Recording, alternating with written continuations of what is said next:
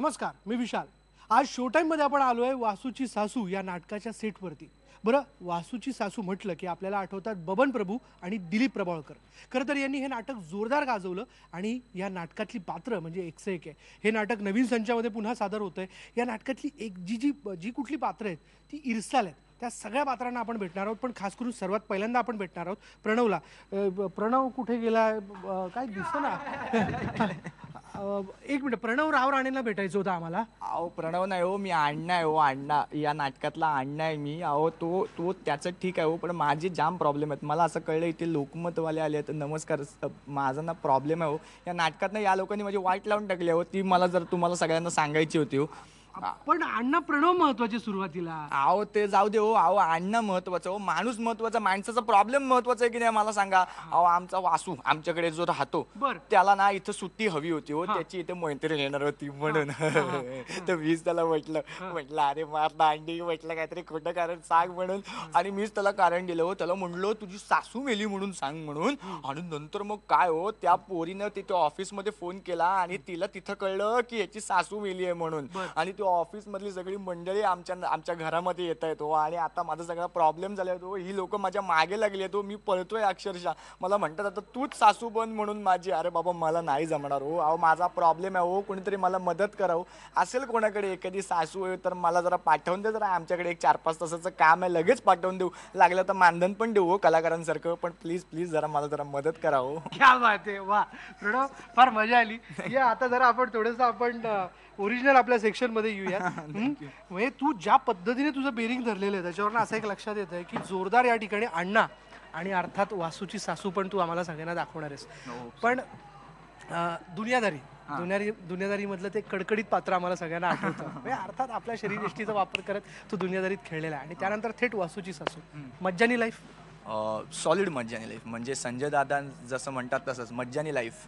कारण दुनियादारी कमर्शियली सगळ्यात सुपरहिट. सगळ्या लोकांना म्हणजे आजही मी फेसबुकवरती वगैरे लोकांना थँक्स म्हणूनच पेस्ट करतो आहे. 13व्यांदा दुनियादारी पाहिलं आहे, 14व्या वेळे पाहिलं, 15व्या वेळी पाहिलं असं. आणि त्याच्यानंतर आता वासूची सासू. आणि मला असं वाटतं ना की आपण म्हणतो ना याच्यासाठी केला होता अट्टहास. म्हणजे तसं माझं झालं आहे की ह्याचसाठी मी इतकं काम करत होतो का की मला दुनियादारी मिळावं म्हणून. आणि दुनियादारी मिळाल्यानंतर मी त्याच्यात चांगलं काम केलं का तर मला वासूची सासू कधीतरी करायला मिळावं, जे की बबन प्रभू आणि दिलीप प्रभावळकर सर यांच्यासारख्या खूप मोठ्या कलाकारांनी करून ठेवलेलं आहे. तर मला असं वाटतं की आत्ता खऱ्या अर्थाने कामाला सुरुवात झाली आहे आणि आता ती बघू आता कुठपर्यंत घेऊन जातोय ते सगळं एकंदरीत नशीब. त्याच्यामध्ये 2 रोल करतोयस तू, अण्णा आणि वासूची सासू. एक मोठं आव्हान होतं हे 2 भूमिका साकारणं, कारण याच्यावरती ऑलरेडी बबन प्रभू आणि दिलीप प्रभावळकर यांची छाप आहे. हा इम्पॅक्ट लोकांवरचा सांभाळत तू हा रोल लोकांसमोर प्रेझेंट करणार आहे. तेवढं टेन्शन होतं? हां, टेन्शन तर प्रचंड होतं मला. कारण मला ह्या गोष्टीचं टेन्शन नव्हतं की आधी त्यांनी केलेलं आहे. कारण ते खूप ब्रिलियंट आहेत, खूप ग्रेट आहेत, खूप लिजंड आहेत. आणि मला नाही वाटत की मी त्यांना कुठे कम्पेअर करायला जाणार आहे. त्याच्यामुळे मला तो टेन्शन नव्हतं. माझं टेन्शन हे होतं की त्या स्क्रिप्टमधलं प्रदीप दळवींनी जे सुंदर लिहिलेलं नाटक आहे आणि त्याच्यातलं ते उत्तम कॅरेक्टर आहे, खूप छोट्या छोट्या गोष्टी आहेत त्याच्यामध्ये. तर ते कॅरेक्टर माझ्याकडनं लोकांपर्यंत पोहोचणं महत्त्वाचं होतं. मंगेश कदम डिरेक्ट करत होते, तर ते मला ना ऑलवेज सांगायचे अरे हे असं करे, हे असं हे करणं, हे पोचलं पाहिजे, असं ते मला नेहमी ओरडून सांगायचे. तर त्याच्यामुळे मला असं वाटतं की ते मला टेन्शन जास्त होतं की ते सांगतात ते मला लोकांपर्यंत पोहोचवायचं. आणि तिसरं महत्त्वाचं टेन्शन असं होतं की अनुराधा वाघ आशिया प्रोडक्शन्सच्या आमच्या निर्मात्या आहेत, त्यांनी माझ्यावरती विश्वास ठेवून मला हे कॅरेक्टर करायला दिलं मुख्य भूमिकेतलं. मला असं वाटतं की मी जर हे प्रामाणिकपणे व्यवस्थित केलं आणि जर ते चांगलं झालं आणि जर हे नाटक आत्ता लोकांना खूप आवडतं आहे, ते आत्तापासून आमचा रिस्पॉन्स खूप चांगला आहे, टचवूड. पण खूप चांगला रिस्पॉन्स आहे आम्हाला. आणि हा अजून चांगला रिस्पॉन्स मिळाला आणि हे हाऊसफुल समजा व्हायला लागलं नाटक, तर मला असं वाटतं ना की नवीन मुलांकरता ही संधी असेल.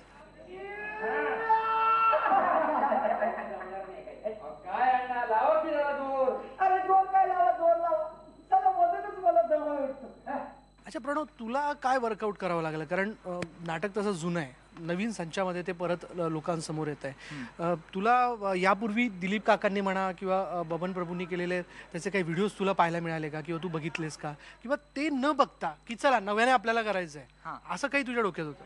हां, म्हणजे काय झालं माहिती आहे का? प्रभावळकर सरांनी केलेलं अवेलेबल आहे YouTubeवरती वगैरे. पण असं झालं की सरांनी आम्हाला पहिल्यांदाच सांगितलं की ते बघू नका. मंगेश सरांनी. ते नाही बघायचं.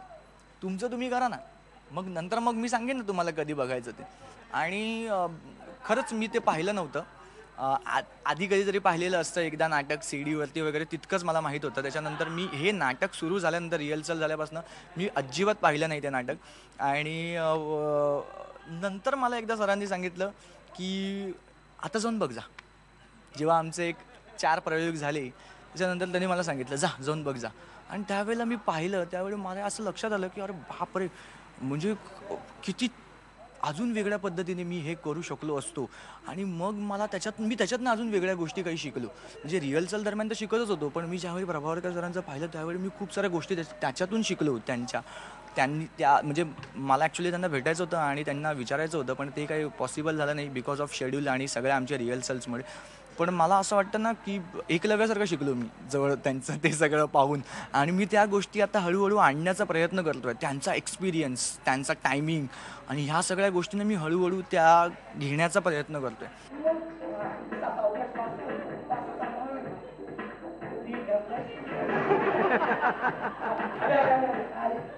295 296 297 298 299. ह्या गेटअपमध्ये थोडा आग्रह करू, एक थोडी सासूची झलक बघायला मिळेल का आम्हाला? या गेटअपमध्ये ना ॲक्च्युली सासू मी मी प्रयत्न करतो करण्याचा, पण मला माहीत नाही. आम्ही काही गोष्टी नवीन शोधल्या आहेत, तर त्यातलीच एक गोष्ट हे सांगतो. म्हणजे ज्यावेळी ती सासू येते त्यावेळी ती सांगत असते की मी की नाही, मी अण्णांची लहान बहीण अमेरिकेला होते, मिस्टरांबरोबर गेली वाशी रिटर्न वॉशिंग्टन तिथे राहतो ना आम्ही. आज ना ह्यांनी ह्या सगळ्यांनी आग्रह केला ना म्हणून नेसली साडी. छान आहे हा, अगदी कम्फर्टेबल. पण या हा नाटक बघायला नक्की.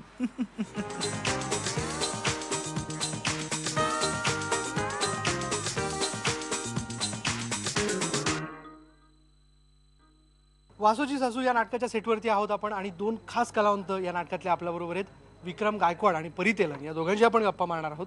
विक्रम, एका कॉमेडीच्या चौकटीत तुला बघणं खरंच म्हणजे मुश्किल होत आहे, कारण उंच माझा झोका यानंतर या नाटकामधनं तू आम्हाला दिसणार आहेस. तो प्रोजेक्ट संपल्यानंतर आपली एक तयार झालेली चौकट बदलावी याकरता हा प्रयत्न आहे. हो, नक्कीच. चौकट बदलावी यापेक्षा आपल्याला काहीतरी वेगळं करता यावं किंवा करता येईल का हे पाहण्यासाठी हे कॉमेडी नाटक मी घेतलं. आणि काय होतं की आपण जेव्हा सिरियस रोल करत असतो आणि स्पेशली जेव्हा कॅमेरासमोर काम करत असतो तेव्हा खूप लिबर्टी असते. तुम्हाला क्लोज असतात, मास्टर शॉट्स असतात. इथे नाटकामध्ये तुम्ही पूर्ण दिसता, त्यामुळे तुमची बॉडी लँग्वेज, डायलॉग डिलिव्हरी या सगळ्यांचा खूप अभ्यास करावा लागतो, करता येतो. आणि मंगेश कदम दिग्दर्शक असल्यामुळे मला खूपच आवडलं करायला, कारण इतका त्यांना नाट्य दिग्दर्शनाचा अनुभव आहे. त्यांच्याबरोबर काम करायला मिळेल, खूप गोष्टी शिकायला मिळतील. म्हणून खरं तर मी हे नाटक घेतलं आणि खूपच मजा येते. वासूची सासू मुळातच खूप उत्तम स्क्रिप्ट आहे पहिलं म्हणजे, आणि त्यात ते दिलीप प्रभावळकर, अविनाश खर्शीकर यांनी खूप छान केलं होतं. ते पुन्हा खरं तर आम्ही कलाकार भाग्यवान आहोत की आम्हाला अशी जुनी चांगली नाटकं परत करायला मिळतात. त्यामुळे खूप मजा आली आणि मी हे नाटक करतो. पण हे या कॉमेडी फॉर्ममध्ये येणं हे कितपत तुला आव्हानात्मक वाटलं? तुझा रोल यापूर्वी अविनाश खर्चीकरांनी केला होता. अर्थात तो एक इम्पॅक्ट असणं लोकांवरती साहजिक आहे, तर त्याबद्दल तू काय विचार करतोस? खूप खरं तर कॉमेडी करणं हे म्हणजे लोकांना हसवणं हे रडवण्यापेक्षा खूप अवघड असतं, हे इथे जाणवलंच मला.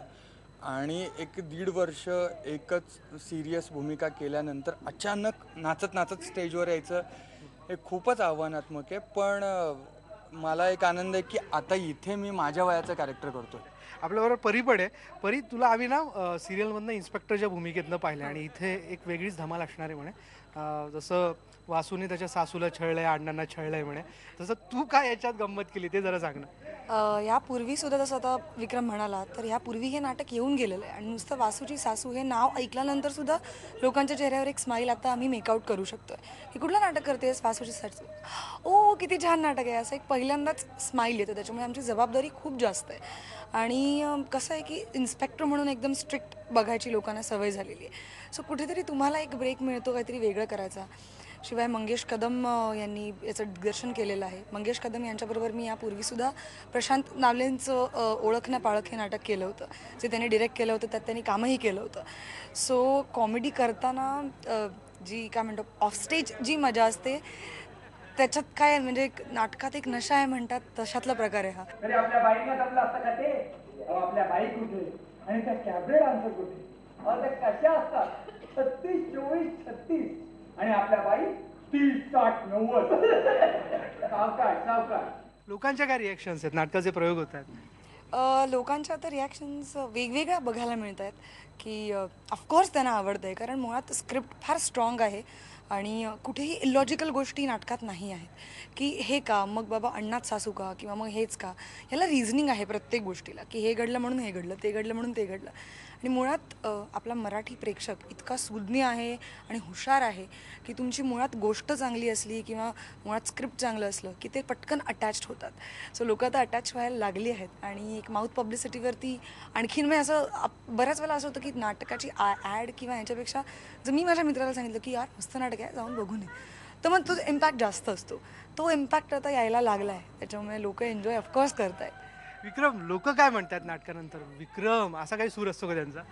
हा, पहिली रिॲक्शन म्हणजे आमच्या आशयच्या ज्या प्रोड्युसर आहेत त्यांनाच आली होती, हा म्हातारा एवढा तरुण आहे, अशी पहिली रिॲक्शन आली होती. त्यामुळे आता खूप लोकांना म्हणजे ज्या लोकांना माहिती आहे की मी करतोय ते लोक अर्थात ते त्या प्रिपरेशननी येत आहेत, पण ज्यांना माहितीच नाही आहे नाटक बघायला येताना की या नाटकात मी आहे, त्यांना साधारणपणे एक पहिला अंक संपेपर्यंत लक्षात येतं की हां ह्याला कुठेतरी पाहिलं असं होतं.